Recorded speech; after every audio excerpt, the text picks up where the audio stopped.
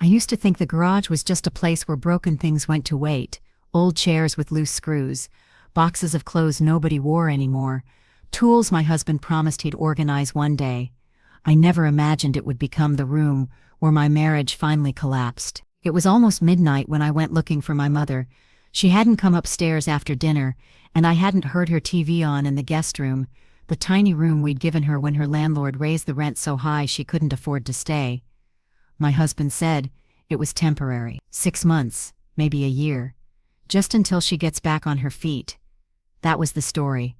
I found her in the garage sitting on the cold floor, back against a shelf, knees pulled to her chest, the light turned off. I almost didn't see her at first. I said her name softly.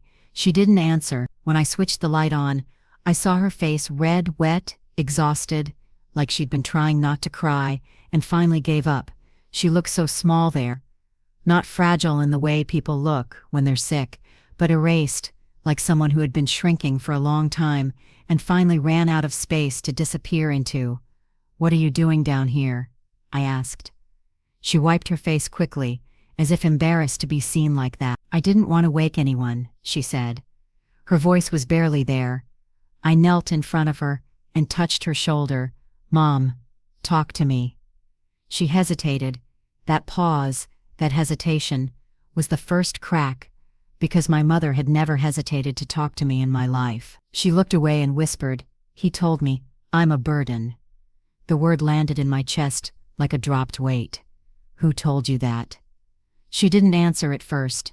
Then, softer than before, "Your husband." I stared at her, waiting for her to laugh or say she misunderstood. She didn't, she explained in pieces. Like someone who has been swallowing something poisonous and is finally letting it out slowly. How he'd started asking her to stay out of the way, how he'd told her not to use the living room when his friends came over, how he'd begun reminding her that it wasn't her house, how he'd told her she should be grateful he was letting her stay at all. She kept her voice neutral, like she was describing a broken appliance.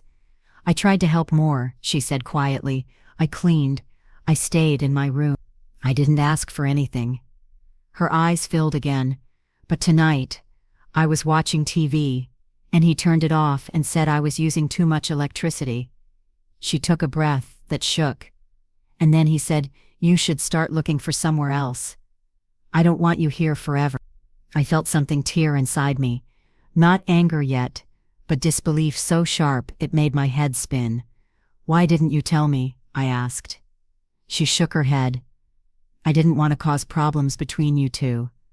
That sentence hurt more than everything else. So, because my mother was protecting my marriage while my husband was destroying her dignity, I helped her up, held her while she cried, and told her to go to bed. I stayed in the garage alone for a few minutes after she left, just breathing, trying to fit this version of my husband, the one who laughed loudly at parties, who called himself generous for taking her in, with the man who told my mother she was a burden. They didn't match. When I went upstairs, he was in the kitchen scrolling through his phone like nothing in the world was wrong. I stood there watching him, seeing him for the first time with no filter. "Did you tell my mother she was a burden?" I asked. He didn't even look up. "Did she tell you that?" He said casually. "Yes." He finally glanced at me, smiling like I'd asked him something mildly annoying. "She should be grateful I let her stay," he said. "I didn't marry you to become her caretaker." That was it. No apology. No denial. No hesitation. Just entitlement. Pure and simple. I waited for the familiar response to rise in me. The urge to argue, to defend, to negotiate peace. It never came. Instead, something colder settled in. I smiled. Not the smile that says, "It's okay." The smile that says, "You have no idea what you just gave me." "I understand," I said softly, and I went upstairs to bed. He never noticed that I didn't say goodnight. He never noticed that I didn't touch him. He never noticed that for the first time in our entire marriage, I had stopped protecting him. That night, I lay beside him and stared at the ceiling, replaying my mother's voice in the garage. He said I'm a burden. My husband slept easily, the kind of sleep that only comes when you believe your world is stable and obedient, and I realized something frighteningly simple. He thought he was safe, By morning, I was no longer shaking. Shock had turned into clarity, a strange, dangerous calm that made everything around me look sharper. Every sound felt louder, every movement felt deliberate. I woke before him, made coffee, and packed my mother a lunch the way I always had, quietly, efficiently, invisibly. She came into the kitchen looking smaller than usual, eyes tired, shoulders rounded like she'd spent the night apologizing to the air. "You don't have to do all that," she said when she saw the food. "I want to," I replied, kissing her forehead, and for the first time since she moved in, I saw relief in her eyes, not gratitude but safety. My husband finally wandered in, rubbing his face, already annoyed by something he hadn't even named yet. "You're up early," he said. I smiled at him, the wrong smile, the kind that doesn't soften your eyes. "Couldn't sleep," I replied. He poured himself coffee without asking if anyone else needed anything, as if generosity were a currency he only spent when it benefited him. My mother slipped out quietly, plate in hand, like she was afraid to take up space. I didn't stop, not because I agreed with him, but because I was done fixing what he broke. The shift didn't come all at once. It came in questions, in pauses, in noticing patterns I'd ignored for years. That afternoon, I checked our shared bank account. There were charges I didn't recognize, frequent withdrawals I couldn't explain. Not large enough to panic over, but consistent enough to notice. I checked our credit card statements next. Subscriptions I didn't know about. Hotel charges from weekends he claimed to be working late. A storage unit payment, monthly, something I had never seen before. It was like someone had slowly pulled a curtain back from a room I'd lived in blind. That evening, he came home in a good mood, the kind that only appears when someone believes they've won something they don't yet deserve. "Your mom used the washing machine again today?" he asked casually, tossing his keys onto the counter. "I don't know," I said. "Why?" He shrugged. "It's just not cheap to keep another adult around." "You get that, right?" I watched him carefully, not angrily, curiously. "When you say keep her around, what do you mean?" I asked. He sighed as if I were the one being unreasonable. "I mean, she doesn't contribute. She eats, uses electricity, takes up space. I don't think it's crazy to want some boundaries." Boundaries. Another word he liked to use when he wanted control to sound reasonable. "And do you talk to her about those boundaries?" I asked. He smirked. "I don't need to. She gets the message." That's when I understood something that made my stomach drop. He wasn't just being cruel. He was being strategic. He had been shrinking her on purpose. That night, I called a friend I hadn't spoken to in months. Someone who worked in legal admin. I didn't tell her everything. I just asked a few quiet questions about documentation, about financial transparency, about protecting dependents in emotionally unsafe environments. Her answers were calm, measured, serious, and by the time I hung up, I was no longer guessing. I was preparing. The next day, my mother told me he'd asked her to start paying rent. Not because we needed it, but because he wanted to teach her responsibility. I didn't confront him. I thanked him for being honest. He smiled, wide-pleased, mistaking my calm for surrender. That's the thing about people like him. They think silence means agreement. They never realize it can also mean strategy. That evening, I stood in the doorway and watched my mother fold laundry that wasn't hers. My husband walked past without acknowledging her. I felt something settle deep in my chest. Not rage, not fear, but purpose. Because I knew now. This wasn't about my mother. This was about power. And power only survives in darkness. I was done living there. Once you start paying attention, it's impossible to stop. That was the problem. I couldn't walk through my own house anymore without noticing the way my mother moved through it like she was trespassing, how she'd pause at the edge of the living room before sitting, as if asking permission from the furniture, how she'd wait until my husband left for work before making tea, afraid the kettle was too loud. None of that had happened by accident. It had been trained into her, and the worst part was realizing I had been living in that house the whole time, cooking dinner, paying bills, laughing at jokes, completely blind to the quiet war happening in the spaces I didn't occupy. I started listening, not dramatically, not obviously. I just stopped filling silence. One afternoon, I stayed home pretending to work while he came back unexpectedly to grab something he'd forgotten. I heard his voice before I saw him, low, controlled, the voice he used when he wanted someone to feel small without leaving evidence. "You don't need to be in here," he said. There was a pause. Then my mother's soft reply. "I was just what?" he interrupted. "You don't need to explain yourself. Just go back to your room." My heart slammed into my rib, not because he said it, but because she obeyed. I stood frozen in the hallway, while her slippers scuffed quietly past me, eyes down, lips pressed together as if she were carrying a secret heavier than anything in her hands. I didn't confront him. I went back to my desk, breathing through something that felt like betrayal layered over shame. I'd brought him into her life, I'd chosen him, and in doing so, I'd handed him access to the most gentle person I knew. That night, while he slept, I opened the drawer where he kept documents he said were too boring for me to worry about. There was nothing dramatic in there, no hidden letters, no shocking contracts, just patterns. Utility bills with sudden spikes, receipts from the grocery store on days my mother hadn't eaten dinner with us, a notebook where he'd written short lines next to dates, electricity, water, food. He wasn't tracking expenses. He was building a case against someone who owned nothing in that house but a suitcase and a lifetime of humility. The way my stomach twisted wasn't rage yet. It was grief for all the moments I'd brushed off when my mother said she was tired, when she said she was thinking of not being in the way, when she said she was grateful for everything in a voice that sounded more like apology than appreciation. The next morning, I made breakfast and set 3 plates at the table. My mother hesitated in the doorway, uncertain. "It's okay," I said gently. "Sit with us." My husband's eyes flicked toward her, then to me. "She usually eats later," he said lightly. "She can eat now," I replied. The air tightened. He didn't argue, but I saw the calculation behind his eyes. My mother sat slowly, nervously, like she expected the chair to disappear beneath her. I served her first. A small rebellion. He didn't say anything, but he didn't touch his food either. Control doesn't vanish quietly. It waits. Later that afternoon, I followed my mother into the garage. The same spot where I'd found her crying. "Why didn't you tell me?" I asked softly. She stared at a box of old Christmas decorations like it held the answer.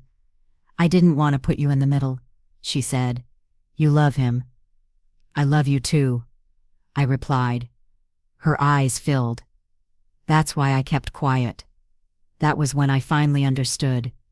My mother wasn't weak. She was sacrificing herself to keep my life intact, and my husband had mistaken that for permission.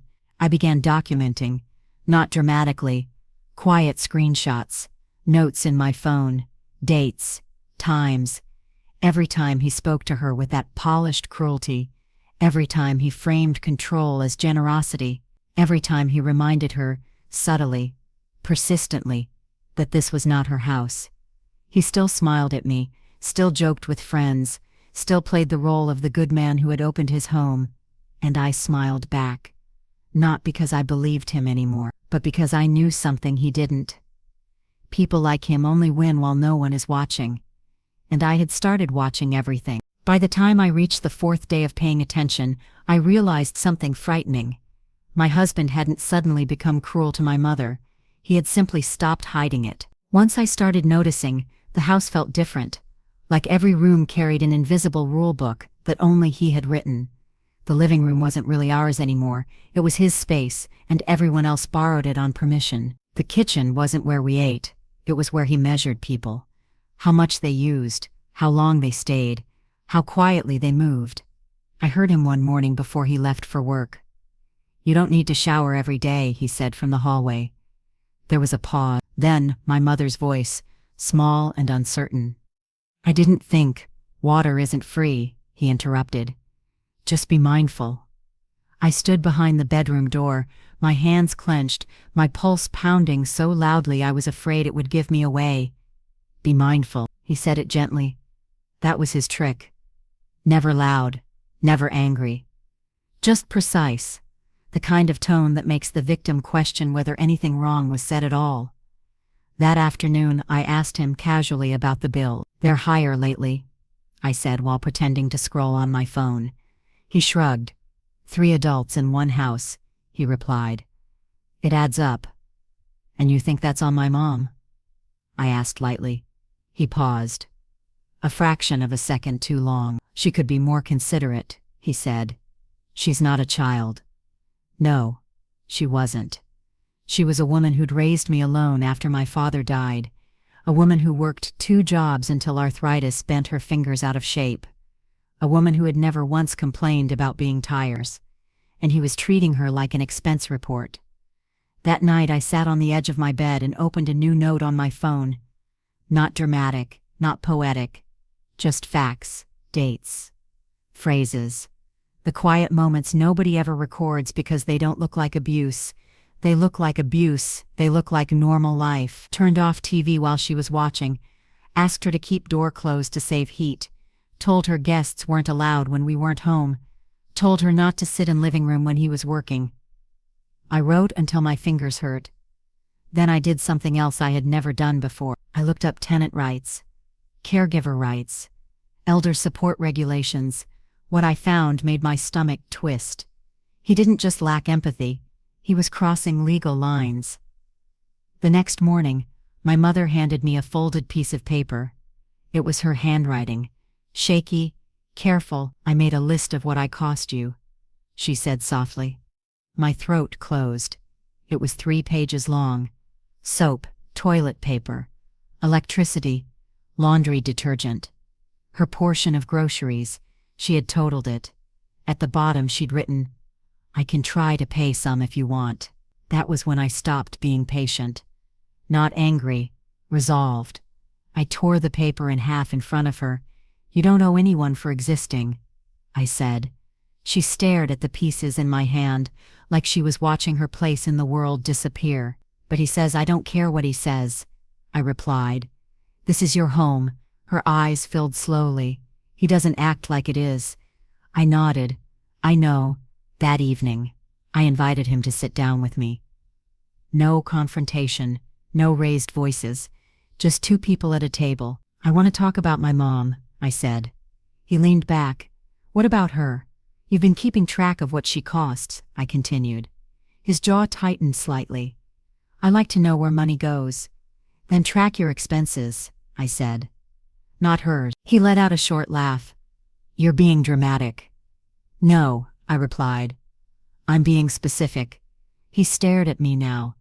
Not angry, not amused. Assessing. "I've been more than generous," he said quietly. "Most people wouldn't tolerate this." "Tolerate what?" I asked. "Someone else's responsibility living under their roof." There it was again. His roof. His house. His generosity. I folded my hands in my lap. "This isn't your favor," I said calmly. "This is our family." His eyes hardened. "And I'm telling you," he replied, "this arrangement isn't permanent." I nodded slowly. "You're right." That surprised him. His eyebrows lifted slightly.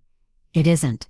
He smiled, the satisfied smile of a man who believes he's won something. He didn't realize I had just taken my first real step away from him. That night, I sat with my mother in her room while she brushed her hair. "I'm sorry," she whispered. "I never meant to make things hard for you." "You didn't," I said. "But he did." She hesitated. "You don't have to choose."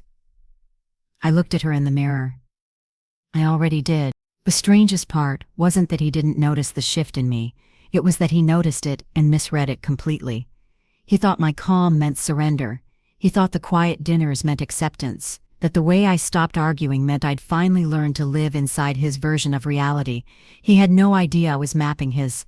The first thing I changed was nothing obvious. I didn't challenge him in front of my mother anymore.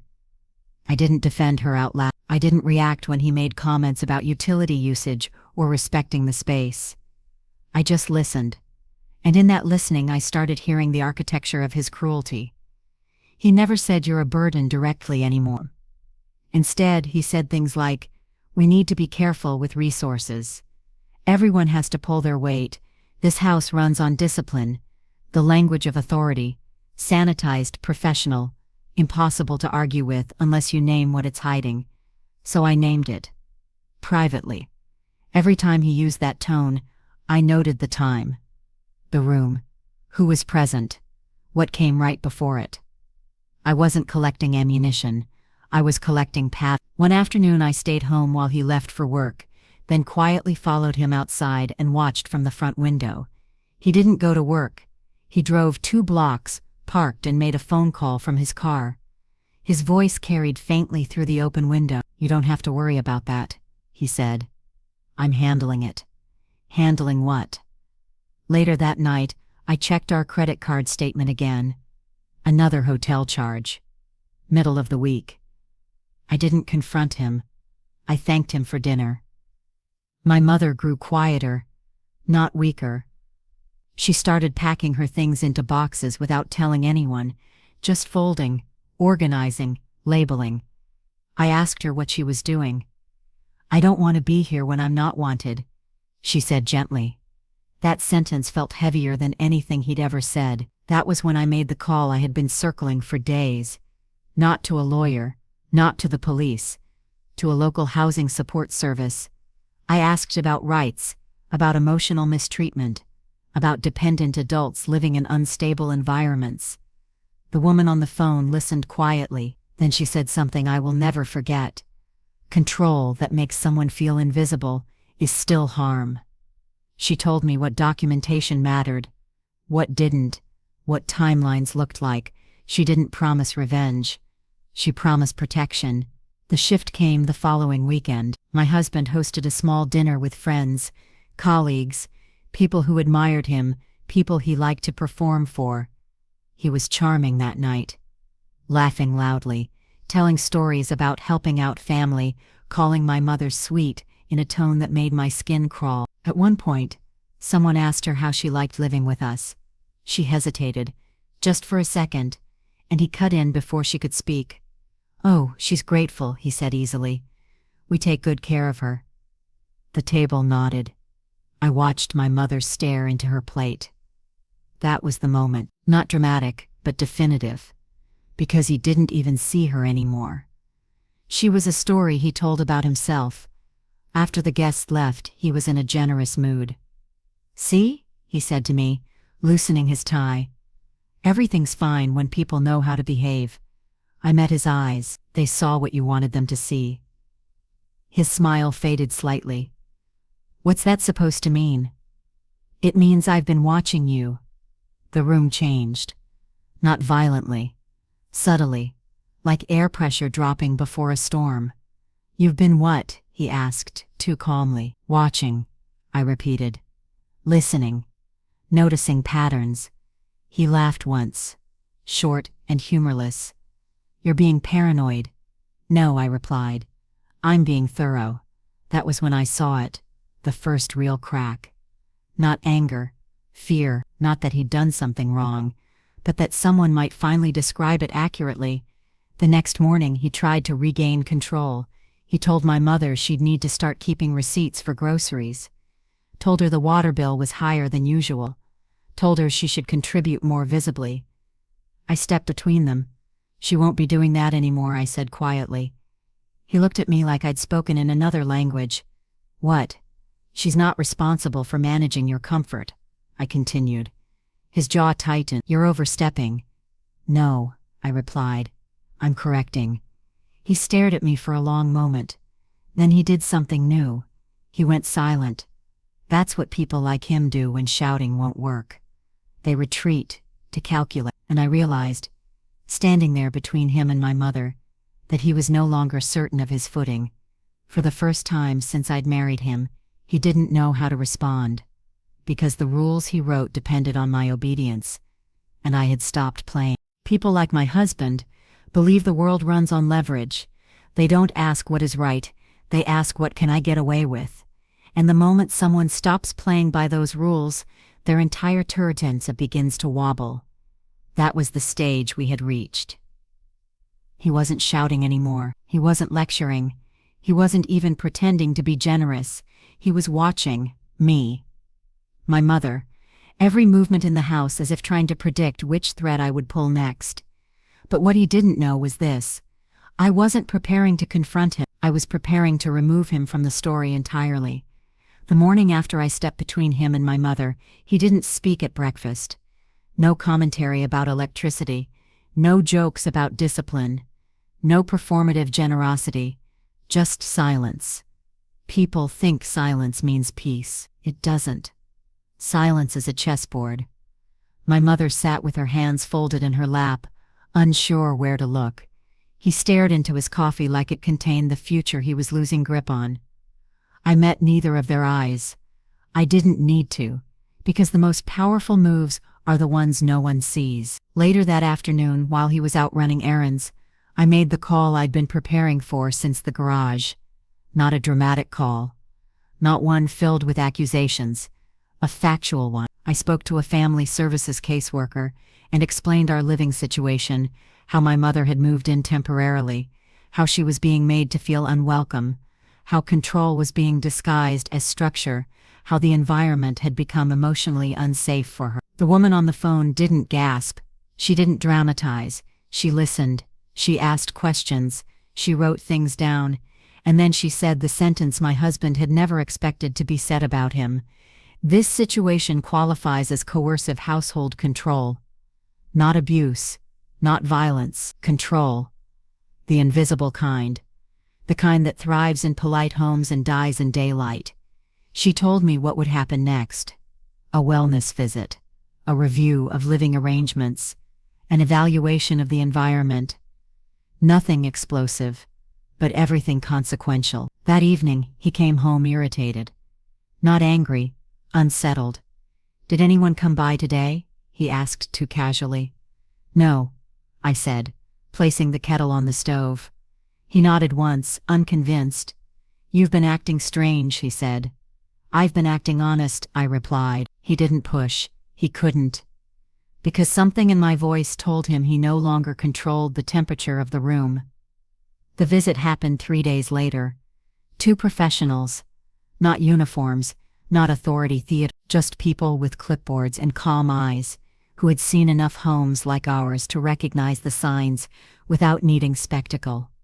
My husband tried to charm them. Of course he did. He offered coffee, joked about generational clashes, spoke about wanting the best for everyone, but charm collapses when it isn't backed by consent. They asked my mother how she felt living with us. He answered for her. "She's grateful," he said lightly. One of them turned to him. "We'd like to hear from her directly." That was the moment, the smallest moment, and the one that changed everything. My mother looked at me, not to ask permission, to borrow courage, and then she spoke. Not dramatically, not angrily, honestly, about the rules, the monitoring, the reminders that she was temporary, the way she'd learned to make herself smaller to survive. My husband didn't interrupt. He couldn't, because this time, the silence belonged to him. After they left, the house felt different. Not relieved, exposed. He didn't speak to me that night. He went to bed early. Not because he was tired, but because he had run out of language that worked. 2 days later, the formal follow-up came. Not a threat, not a warning, a recommendation. My mother was to be removed from the environment, not because she had done anything wrong, but because the environment was no longer considered safe for her emotional well-being. He read the paper twice. Then he laughed. "They don't know what they're talking about," he said. But his voice didn't convince even himself. I packed my mother's things that night, not secret, not angrily, gently. We moved her into my sister's place, a small apartment filled with light, noise, laughter, and no invisible rules. She slept there that night without her door closed for the first time in months, and I went home alone. He was waiting for me, sitting at the table, no shouting, no sarcasm, just a man whose kingdom had lost its borders. "So that's it?" he asked quietly. "That's it," I replied. He shook his head slowly. "You're choosing her over your marriage." "No," I said. "I'm choosing dignity over denial." He stared at me like he was trying to memorize a face he no longer recognized. "You've destroyed everything," he said. I met his eyes. "You built a home on control," I replied. "Now you don't get to live in it." I didn't slam doors or cry in hallways. I simply moved into the guest room, filed the paperwork, changed the narrative. Because revenge isn't loud when it's real, it's permanent. Today, my mother laughs again. Out loud. In rooms that don't require permission. And my husband, he still lives in the same house. But it's empty of what he needed most. An audience that believed his version of the truth. He didn't lose me. He lost the story he told himself about who he was. And that is the kind of ending that doesn't fade.